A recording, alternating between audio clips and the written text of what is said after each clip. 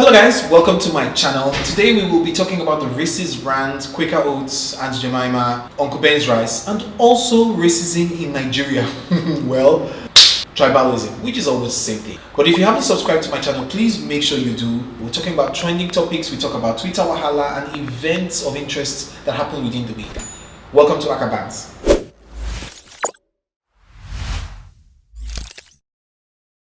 First of all, let's talk about the brands Quaker Oats and Jemima. So you know how last week I said let's boycott white brands that do not rate black people.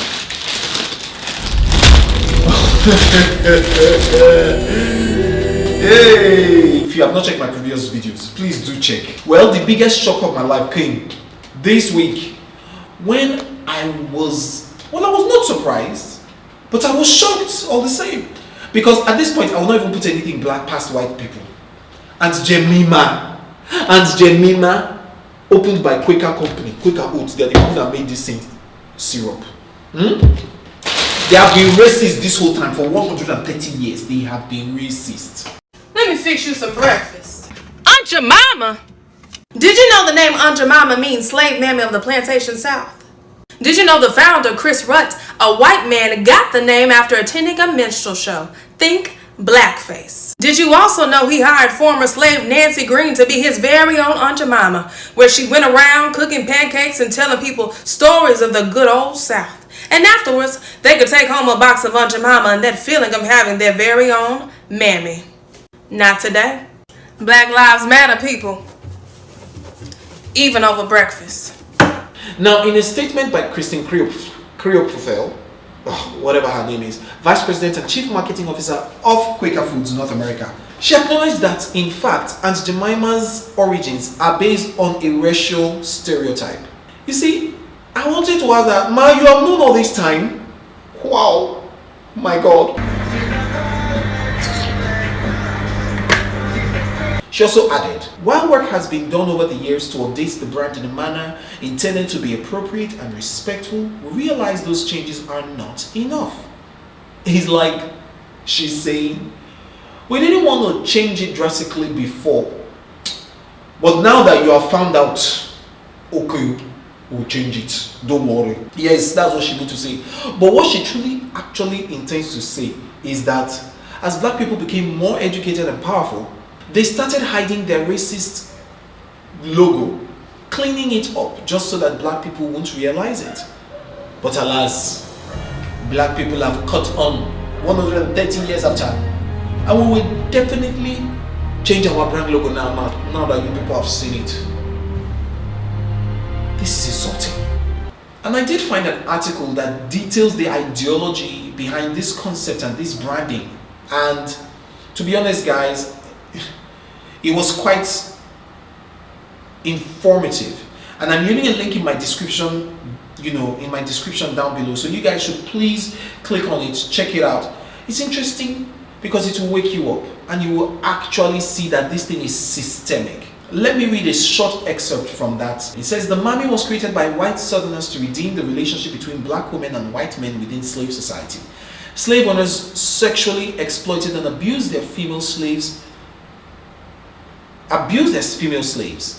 Catherine Clinton's book, The Plantation Mistress, Woman's World in the Old South, notes that Mammy was made to appear unattractive so that no white man could want her over his white wife. So essentially, it was just to give people peace that, okay, white people are not sleeping with them. Therefore, proving that white men did not find black women sexually desirable. But this was a lie. She was also a proof that black women were happy as slaves. So you see this smile here, that she's smiling. All that is just to say that black people are happy doing what they are doing. Happy being subservient. I also heard that Uncle Ben's rice is also racist. In fact, that his own caricature was built on a character by these white people. His own was based on a character that would kill for his master if it's reached to that point. Whether he's a black man or not that he's killing, he does not mind. He will kill his people. He was so loyal and subservient to his master. Now these Mami caricatures were, storylines, characters that white people built just to serve their own purposes, their histories, and also their storylines, and also to should I say, change the perception of the way people saw black people and the way black people saw themselves. So from the old logos of Aunt Jemima, you would see how it began to water down. They were really black, fat, and made to look unattractive. So that even though white women knew that their husbands were sleeping with these men, they will not feel that these men found them attractive or found them more valuable than themselves, than they, the white women. And so they were okay. It was like, I don't know how to explain it to you, but I'm sure you do get it. But it was just a symbolic act of one white man saying, oh, it's not that serious. We hate them. In fact, we rape them because we hate them. They are ugly. We don't desire them. They couldn't admit that black women were beautiful, and that's why they were having their way with them. So Uncle Ben's, which is owned by Mars Incorporated. Thank God me, I don't even like Mars chocolate before. This is nothing but a mad joke. It can't be possible. How? They all came out and said, you know what, they're going to change their brand logos. Now, my people, what do we do? What do we do? I say let's boycott, but my dear, I grew up on these brands. Oh my God, Allah, please help me. Somebody, will I not eat Quaker oats again? You see, but decisions have to be made, guys. And we have to stand for what is right. And I'm teaching these brands, well, not now. I have to finish this bad phase before I can't read it. You understand? Before I know what's happening. But until these brands are repentant, I'm not going to release them in my chest. In fact, even after they change the logo, do they deserve our patronage? After deceiving us for 130 years, a whole race? No, dears, please. Laughing at us, milking us, the same, all the same. I don't think changing the brand logo means anything. It doesn't mean that you have changed your ideology. So I'm sorry. I'm going to look for black-owned oats and syrups. And if we don't have, then we better start creating our own. Period. Until we find companies that look at black people as equals, we will not patronize them. Look at Kylie Jenner, they love black people. We will buy their makeup. Now, speaking of racism, the next topic is about something worse. Something much worse, which is tribalism. Oh yes. You see, we are dealing with segregation, white against blacks. Hey, police brutality in New York is bad. We need to stand against racism. But we are also dealing with black against black segregation. Xenophobia, tribalism, is all the same. All the same mama and papa of racism. All the same mama and papa. All of them come from segregation. It is shameful. Shameful. So a group of Yoruba mechanics and artisans called the press to alert their father, Tinubu, to chase the Igbo people away from the market. There has been an open show of hate against the Igbos by Yoruba people and Fulani people on social media. Is glaring, is there. And people often ask, what did Igbo people do to people? But you know what? I saw this video and I was just like, you know what, let's begin to talk about this thing.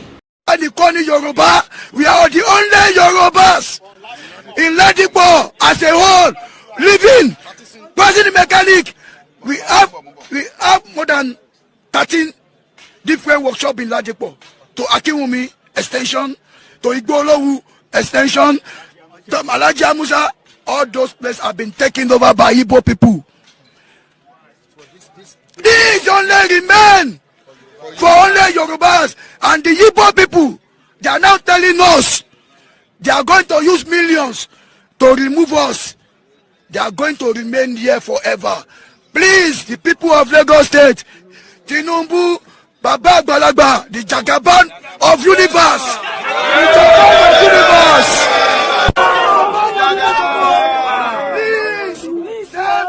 Please, let Mechanic Village or Dualadura remain as a mechanic workshop. It's under power line. It's given to us by the former governor of Lagos State, Alhaji Lateef Kayode Jaconde. Kudos to the man. Kudos to the man. Kudos to the man. That's my contribution to the press. I am appealing to Yoruba leaders. Yoruba leaders, are you sleeping? No. Are we sleeping? No. In a grand where we suffer for, our grandfather suffer for, our father labor for. Somebody will come from outsiders because of money. You want to sell our name. It's not done everywhere. Remember tomorrow. Please, Mr. Jagaba, with honor, with respect, I want you to use your name, your power, your logistics. Please save us from this mess. If somebody will come from outsiders and tell us that they will use money to send Yorubas. Yoruba, we have much children coming. Where do you want them to stay and work? We are not hooligans. We are not an armed robber. We are not a tout. Many of us have suffered more than 10 years to gain this our practice. And when we get this our professional, where do you want us to practice it? And then I want you to remember, when the time of campaign, many of us, we left our wives, we left our children. Now, this is more frustrating, infuriating, shameful, because it then beckons me to ask, must we now force this notion of Nigeria down our throats? There's no trust. There's so much hate amongst each other, amongst the tribes. So many tribes want to lord themselves over other, minority tribes. And you see, the dehumanization of minority tribes and the Igbos is systematic. Although sometimes Igbo cause it by themselves because they like money too much. They don't care about any other thing apart from money and business. But you see, during the elections in Lagos, it is openly known wide that they don't send polling units to Igbo settlements. Areas like Amodofi, Festac, Satellite Town, Trade Fair, Agric, Ocean. In fact, it's horrible. They make sure that they don't vote because they know that Igbo people don't vote APC and they did not want to vote Buhari. So in these last elections, there are a lot of Igbo communities that did not vote. And you see the Osho the Apapa Expressway that has been under construction for more than 6 years. It has been that way, I sense, because they wanted to make Igbo people suffer on those impassable roads for years to show them that they were dealing with them for not putting them in power. So Tinubu, Buhari, they don't care about Igbo people. So that's what gives these people the impetus to now come and say, Tinubu, come, we are calling you. Come and save us. We want you to come and tell us that is your Igbo people that they should live here. My dear, did the Igbo people steal the land? Didn't they buy it with their own money? People should come and ask me. In fact, let me read some of the tweets. Kechi says, we are in the same market, but it's on Igbos that they will enforce lock-up shop fees, tenancy fees, sanitation fees, security fees, collect money before the offload, collect money for items you take out of your market, collect money for parking, or money for buying land, pay or money. Who gains? Of course it's the Tinubu that they are calling, and his daughter. They think the Igbos are not enriching the Jagaban they are calling. Oh my God. The Igbos are good for Baba Tinubu's business. If he has his wishes, he will send the whole Lagos to the Igbos. It's good for their businesses. Now for election, Tinubu don't like Igbos, so. But if it's his business, he don't like them more. Yeah. Money Star says, Lemao, person carry money come for your lands and shops. You sell them the property. After partying with your money and drinking ogogoro, chewing granuts, you are now crying. I feel you, Sha. I feel you. It's actually still painful. Chelsea says, you put your ancestral land on sale?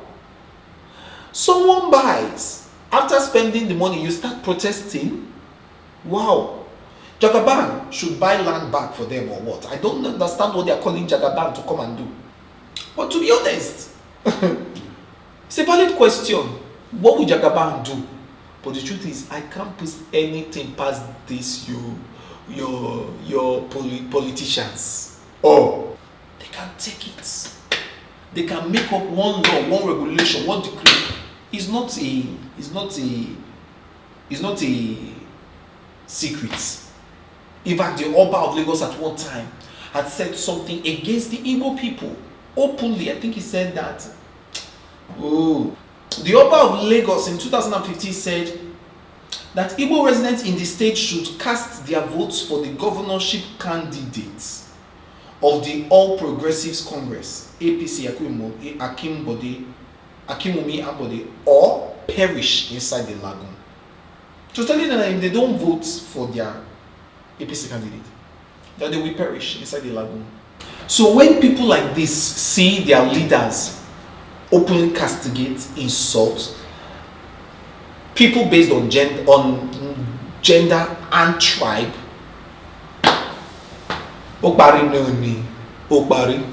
I do hope that we get to a point where we can focus on the more important things, begin to build our own ideology systems, and not build or grow or feed on ideologies that were fed to us or given to us by white supremacists and people who are working our curriculum. Let's build our curriculums. Let's build our own ideology systems. Let's own our own platforms. Let's create our own goods and sell our own art. Like, create our own content and be bold.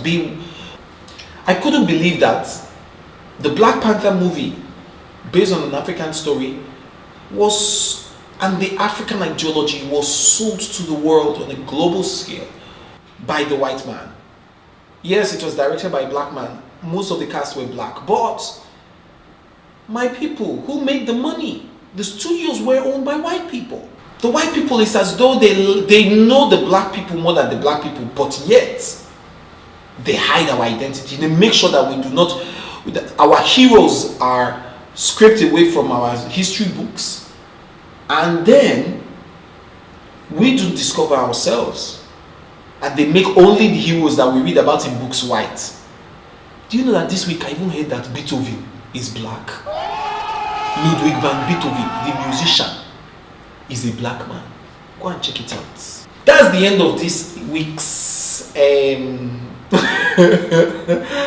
episode now, guys. I gotta go, but please check out my next episode. I'm going to be talking about something quite interesting. It's about the Bants gist and how he's in quite a lot of trouble right now. I'm sure you've been wanting to find out what's even the origin of this whole thing. Well, I'm going to give it to you in the next episode. Okay, guys, so I'm going to be showing you something that I can't really say the full name of because this video is going to be flagged by YouTube.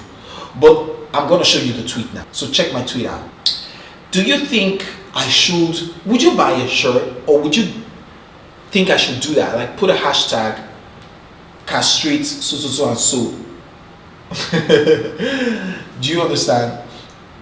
Would you buy merchandise, shirts, magnets, fridge magnets? Would you buy mugs, face caps if it had that kind of hashtag on it? I would love to create stuff like that. I'm actually thinking about it, and I want to just get a small set and then give some of my friends, give some of you also. So make sure you follow me on Instagram, because I'm going to give out on my platform on Instagram. So all this is just because I just feel like we need to do more about just pushing away culture in our society and fighting against it, basically, and shaming the rapists, not the victims. Just shaming them, and yeah, basically. So would you like to, do you think it's cool? Do you think it would be nice? So I want to make shirts, and then a fraction of the proceeds or profits will go to NGOs that support women and violence against women, So yeah, tell me about it in the comments. But for now, I'll be going. Thank you for watching, and I hope you enjoyed. Please make sure you give us a thumbs up, make sure you comment, and also give us a subscribe. Yes. Bye, guys.